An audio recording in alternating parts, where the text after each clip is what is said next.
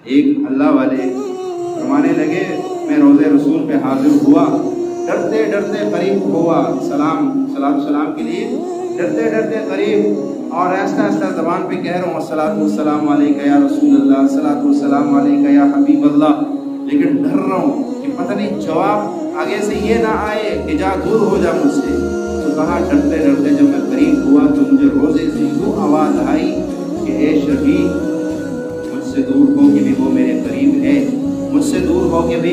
वो मेरे करीब है जो मेरे सुन्नतों पे अमल करता है, और मेरे करीब रह के भी मुझसे दूर है जो मेरे सुन्नतों पे अमल नहीं करता। तुमने क्या समझ रखा कि जो नबी के रोज़े के साथ लग गया वो करीब हो गया, जो दूर है वो दूर? ना ना ना, ये कभी ना सोच।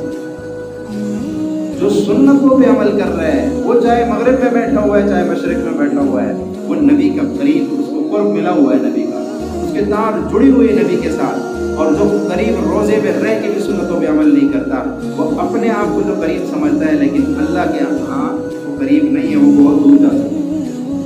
बहुत दूर जा चुका है। इसलिए यहाँ एक नुक्ता उलमा ने उठाया है कि बाज़ लोग मदीने में मर जाते हैं, उनकी कब्र भी जन्नतुल बकी में बन जाती है, लेकिन फरिश्ते उसकी लाश को उठाकर जिसके वो काबिल था वहाँ पहुँचाते, और दुनिया के किसी कोने में कोई आशिक रसूल होता है उसको उठा के जन्नतुल बकी में ले जाते। ये रास्ते इश्क से तय होते हैं, ये रास्ते मोहब्बत से तय होते हैं, ये रास्ते इताअत से तय होते हैं।